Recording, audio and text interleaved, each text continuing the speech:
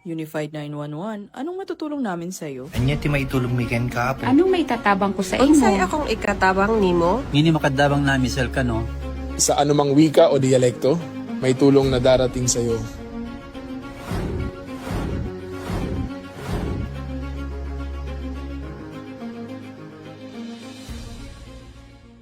Lilingkod sa bawat Pilipino at magbibigay ng tamang impormasyon para sa tahimik at maayos na Pilipinas. Police News Network, alagad ng batas, tagapagtaguyod ng balitang pulis, sandigan ng mamamayan, patnubay ng katotohanan. La Campo Crame, maghahatid ng pinakahuling kaganapan at nagbabagang balita. Ito ang PNN Police News Network. At ngayon, ang inyong mga tagapagbalita. Isang mapagpalayang araw bagong Pilipinas. Ako ang inyong alagad ng batas, tagapagtaguyod ng Balitang Pulis. Police Captain Charity Vicente, Officer in charge ng TV Radio Production Section ng ICDD PICAG. At ako naman po si NUP Loreto Bonifacio Concepcion, maghahatid sa inyo ng tamang balita, kwento ng pulis at serbisyo para sa mamamayan. At ito ang PNP News Online. Ang pangunahing balita ng Police News Network. Alagad ng batas, tagapagtaguyod ng Balitang Pulis.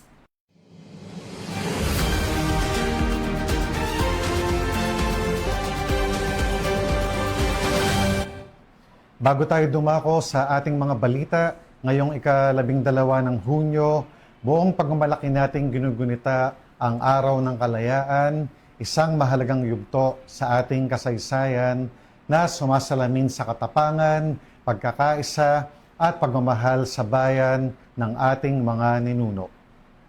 Sa araw na ito, ating alalahanin ang mga bayaning nagsakripisyo ng kanilang buhay, pangarap at kapakanan upang makamit ng sambayanang Pilipino ang kalayaang ating tinatamasa ngayon. Dahil sa kanilang kagitingan at walang sawang pakikibaka na itatag ang pundasyon ng isang bansang malaya at may dangal. Ngunit ang kalayaan ay hindi lamang isang alaala ng nakaraan. Ito ay isang pananagutang dapat nating pangalagaan at pagyamanin sa araw-araw. Bilang mga mamamayan, tungkulin nating gamitin ang ating kalayaan ng may respeto, disiplina at malasakit sa kapwa. Sa bawat mabuting gawa, sa bawat pagtulong sa mga nangangailangan at sa bawat tapat na pagtupad sa ating mga responsibilidad. Patuloy po nating binibigyang halaga ang mga sakripisyong inialay para sa ating bayan. Sa gitna ng mga hamon ng makabagong panahon, naway manatiling buhay sa ating mga puso ang diwa ng pagiging makabayan. Patuloy tayong magkaisa para sa isang ligtas, maunlad at mas makatarungang Pilipinas. Maging inspirasyon natin ang mga aral ng kasaysayan upang makabuo ng mas magandang kinabukasan para sa susunod na mga henerasyon. At ngayong araw ng kalayaan, ipagdiwang natin hindi lamang ang ating kasarinlan bilang isang bansa, kundi pati na rin ang lakas, katatagan at pagkakaisang nagpapakilala sa sambayanang Pilipino. Mabuhay ang kalayaan, mabuhay ang sambayanang Pilipino, mabuhay ang Pilipinas.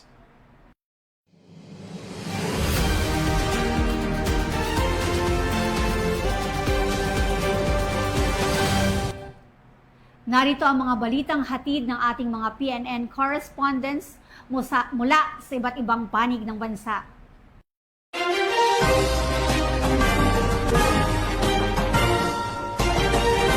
Dumako na tayo sa unang balita.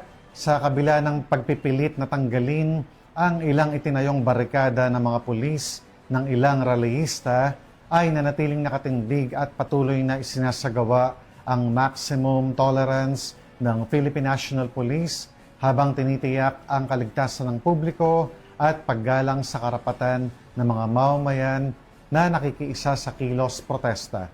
Tinutukan yan ni Police Chief Master Sergeant Mauricio Ruiz.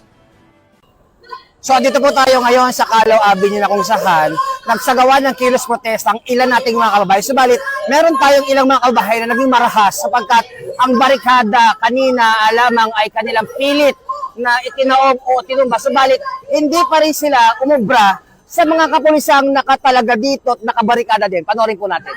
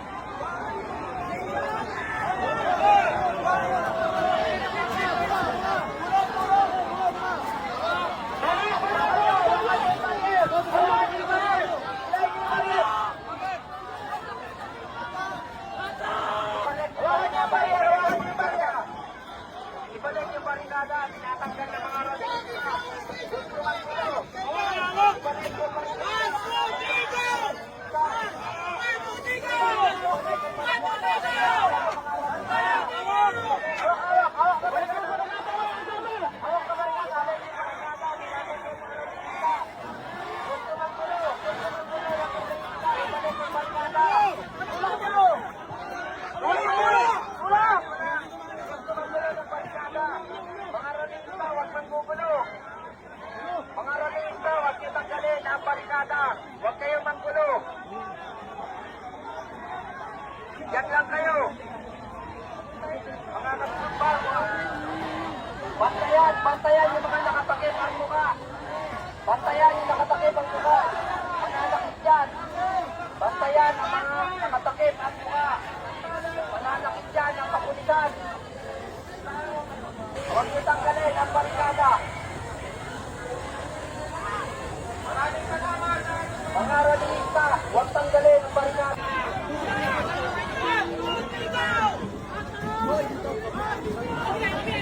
Pulis ng Pilipinas!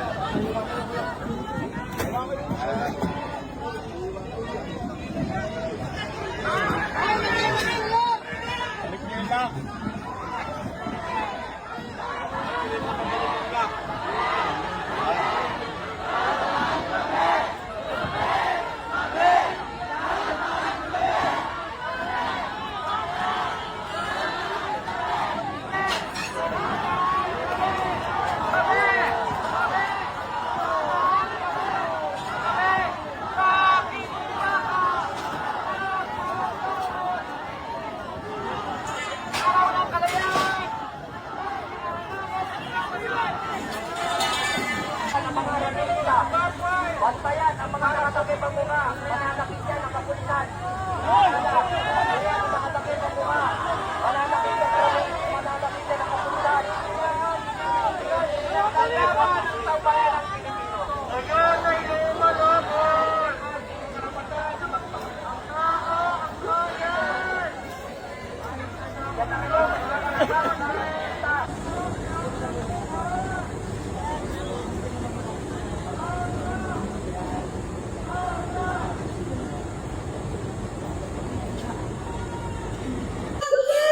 Ako po ang inyong PNN News Correspondent, Police Chief Master Sergeant Mauricio Bonilla Ruiz, alagad ng batas, tagataguyod ng Balitang Pulis.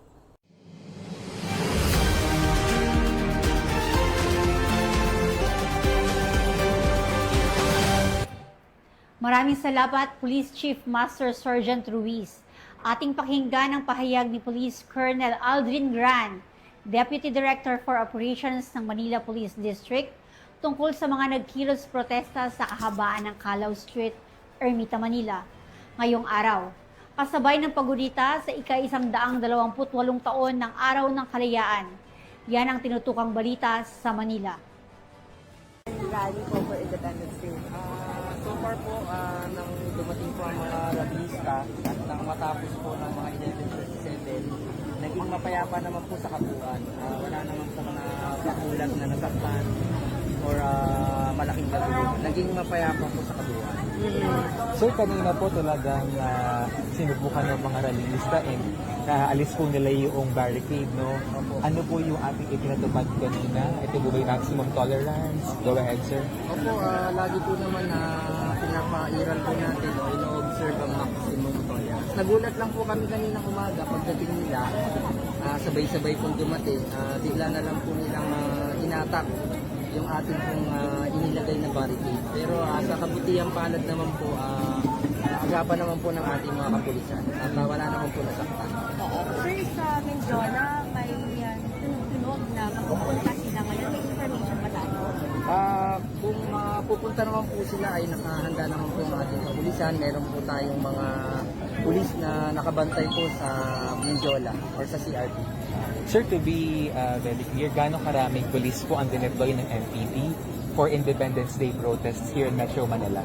O bali sa kabuuan ng Manila Police District po ay nag-deploy ng kulang-kulang 2,000. Okay. Hindi pa po doon kasama ang mga nag-augment po galing sa regional headquarters, sa Pro 3 at 4A. Sir, ilan po ang dumalo dito ngayon sa Calao Avenue ngayong umaga? Bali po sa estimation po natin ang mga kasama po nating rallyista na dumalo at nagsagawa ng kanilang programa ay mga 500 po. 500. Sir, meron lang sinend sa akin na video yung office natin. Meron daw police emiscreant ng isang rallyista. Ano-confirm ba? Aalamin po namin na meron naman po tayong mga video na makukuha. Sa tulong po ng ating mga kaibigan sa media, iba pong mga vlogger, hihingi po kami ng mga video. So wala pa kayong details about it sa akin? Sir, meron bang sugatan sa... So far po sa hanay ng kapulisan, wala naman po nga nasugatan. Sir, nung... Nakaraan po meron. Yes, sir, nung May 1 yan, no, nagsampa tayo ng kaso, sir, sa grupo na to. Sir, kamusta yung kaso natin regarding to? So far po, pag-going na po yung case, nakasampa na po yung kaso sa korte. Bali, nag-submit na po ng counter affidavit yung ating pong mga kasama sa kabilang. Okay. So baka may sagot na kayo sa mga rallyista.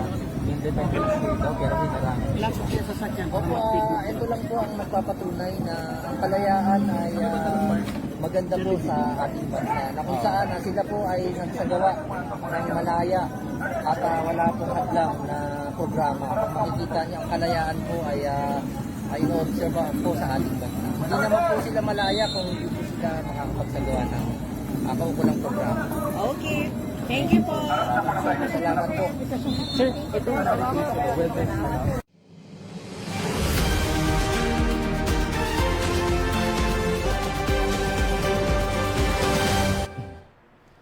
Sa pinaigting na kampanya ng Philippine National Police kontra illegal na droga, nasabat ang mahigit 186,000 pesos na halaga ng ipinagbabawal na gamot sa buy-bust operation ng Ilocos Sur PNP. 23 taong gulang na drug suspect arestado. Ibabalita yan ni Patrolwoman Nikki Lyra Barbero.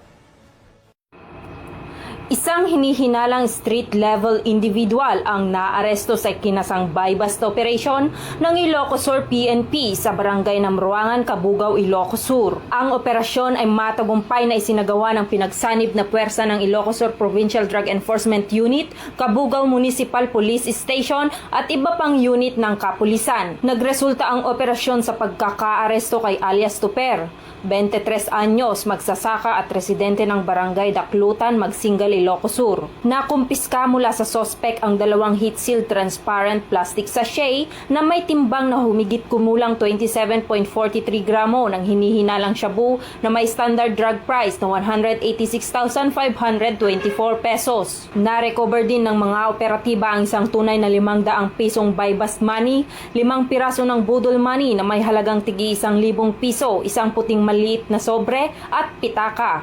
Isinagawa ang inventaryo at pagmamahal pagmamarka ng mga ebidensya sa mismong lugar ng operasyon sa harap ng sospek at mga mandatory witnesses alinsunod sa itinakdang batas. Dinala ang sospek kasama ang mga nakumpiskang ebidensya sa Kabugao Municipal Police Station para sa kaukulang dokumentasyon at pagsasampa ng mga kaukulang kaso. Ayon kay Provincial Director Police Colonel Augusto M. Asuncion, patuloy na paiigtingin ng Ilocos Sur Police Provincial Office ang kampanya laban sa illegal na droga upang maprotektahan ang mamamayan at mapanatili ang isang ligtas at mapayapang komunidad. Ito ang patunay na walang humpay na pagsisikap ng Ilocos Sur PNP sa pagsugpo sa illegal na droga at pagpapanatili ng kaayusan sa lalawigan. Mula dito sa Ilocos Region, ako ang inyong PNN correspondent, Patrolwoman Nikki Lyra Barbero, alagad ng batas, tagataguyod ng balitang pulis, bagong PNP para sa bagong Pilipinas,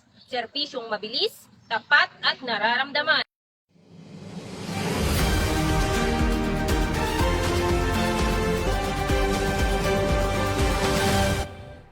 Maraming salamat, Patrolwoman Barbero.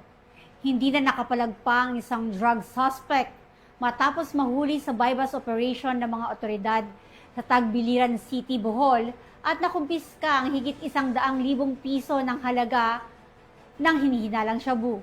Nakatutok dyan si Patrolwoman Flora May Azares.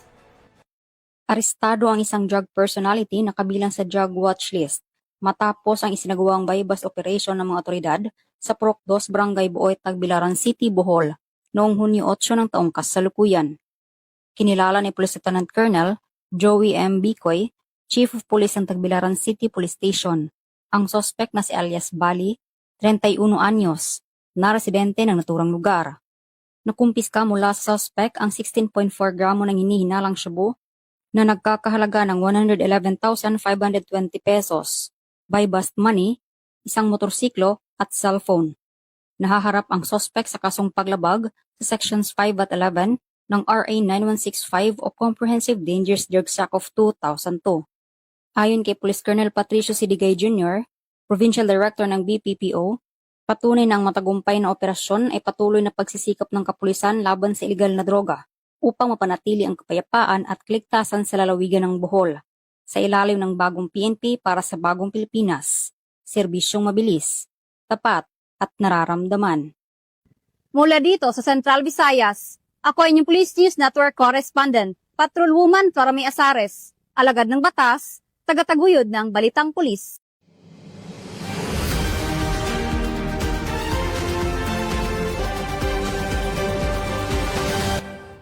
Maraming salamat, Patrolwoman Azares. Arestado ang 4 na individual matapos mahuli sa operasyon ng Puerto Princesa City Police Office at Bureau of Customs ng mahulihan ng mahigit 60,000 pisong halaga ng kontrabandong sigarilyo. Nakatutok dyan si Police Staff Sergeant Cecilia Caudilla. 4 na individual ang naaresto matapos makumpiska ng Puerto Princesa City Police Office ang humigit kumulang 64,800 pisong halaga ng mga pinaghihinalaang kontrabandong sigarilyo sa Sitio Anilawan, Barangay Babuyan, Puerto Princesa City noong Hunyo 6 na kasalukuyang taon. Isinagawa ang operasyon ng mga tauhan ng Police Station 5 at Bureau of Customs matapos makatanggap ng impormasyon hinggil sa umano'y pagpasok ng mga iligal na sigarilyo sa lungsod. Batay sa natanggap na ulat, agad na nagsagawa ng interdiksyon ang mga operatiba at naharang ang isang pulang Toyota Wigo na nagmula umano sa El Nido, Palawan at patungo sa Puerto Princesa City. Sa isinagawang inspeksyon ng mga pulis at tauhan ng Bureau of Customs, natuklasan sa loob ng sasakyan ang 2 selyadong kahon na naglalaman ng 100 pakete ng sigarilyong Berlin, isang selyadong kahon na may 39 na pakete ng parehong brand at 5 pakete ng Fort Menthol cigarettes. Tinatayang umaabot sa halagang 64,800 pesos ang kabuuang halaga ng mga nakumpiskang kontrabando. Kasalukuyang nang nasa kustudiya ng mga otoridad ang mga nakumpiskang sigarilyo habang inihahanda ang kasong paglabag sa Republic Act 10863 o Customs Modernization and Tariff Act laban sa mga sospek. Mula rito sa Campo Crame, ako si Patrolwoman Sari Bernales. Nagbabalita para sa Police News Network. Bagong PNP para sa bagong Pilipinas. Serbisyong mabilis, tapat at nararamdaman.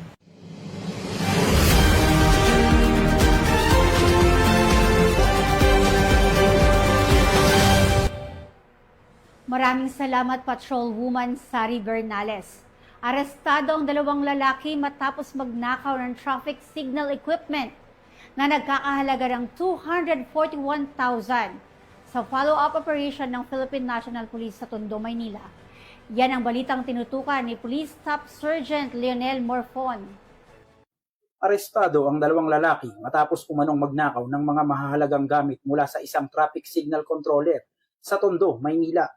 Kinilala ang mga sospek na sina alias Ray, 57 anyos, at alias Chris, 53 anyos. Nahuli ang mga ito bandang alas 7:55 ng gabi noong Hunyo 7, taong 2026 sa isinagawang follow-up operation ng mga tauhan ng Abad Santos Police Station.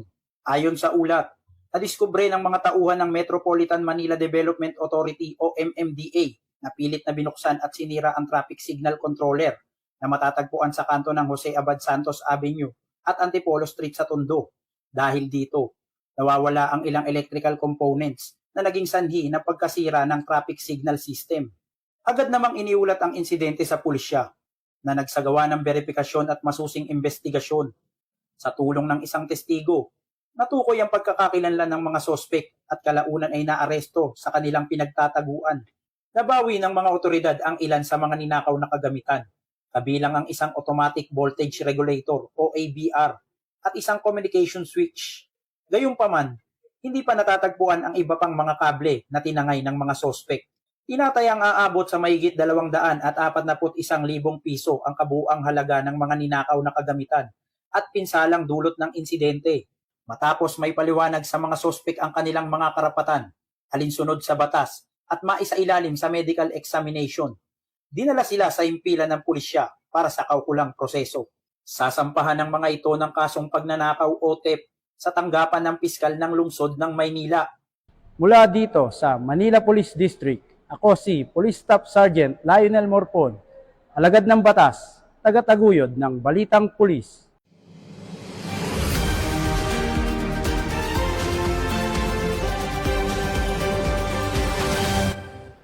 Maraming salamat, Police Staff Sergeant Morfon.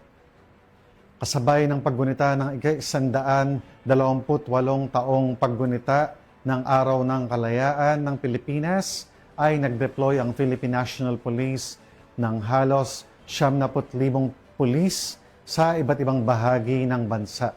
Patrolwoman Resalie Umalay sa report.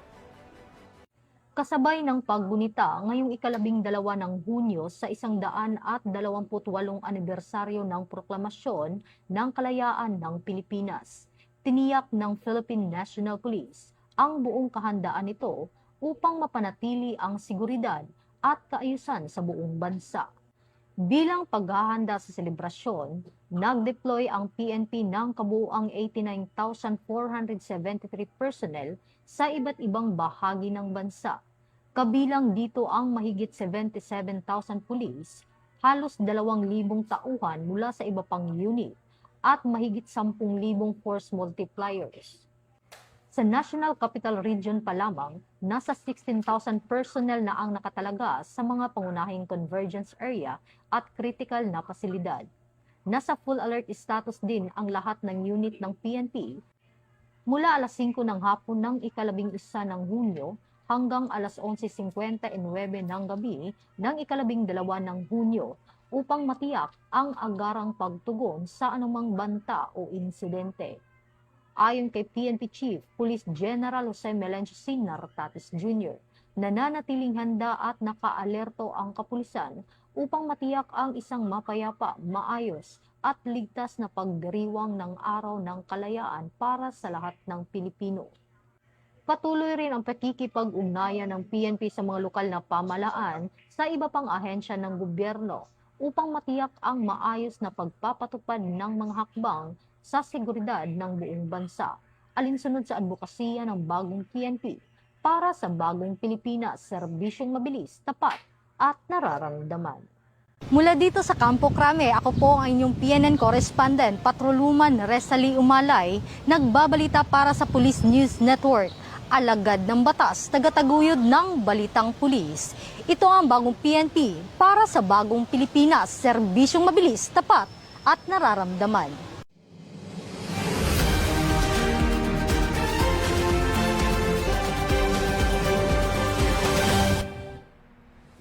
salamat, Patrolwoman Umalay. At yan ang mga balitang nakalap ng ating mga PNN correspondents mula Luzon, Visayas at Mindanao. At bago po tayo magtapos, nais ko pong batiin sina Police Major General Augustus Alba, Director for Police Community Relations. At syempre pa ang command group ng PKG na pinamumunuan ni Police Brigadier General Vina H. Guzman, Ma'am, Police Colonel Joel Serrano, Police Colonel Adonis Guzman, at Police Colonel Joel Ada. Sa ngalan ng pamunuan ng Philippine National Police, sa pangunguna ni Chief PNP Police General Jose Melencio Nartates Jr. at sa pamumuno ni President Ferdinand Bongbong Marcos Jr., kami ay maglilingkod sa bawat Pilipino at magbibigay ng tama at balanseng balita. Mula rito sa tanggapan ng tagapag-ugnay ng Pambansang Pulisya, ako ang inyong alagad ng batas, tagataguyod ng Balitang Pulis, Police Captain Cherry Vicente. Ako naman po sa NUP, Loreto Bonifacio Concepcion, maghahatid ng tamang balita, kwento ng pulis at serbisyo para sa mamamayan, at ito ang PNP News Online. Ang pangunahing balita ng Police News Network. Ito ang bagong PNP para sa bagong Pilipinas, serbisyong mabilis, tapat at nararamdaman.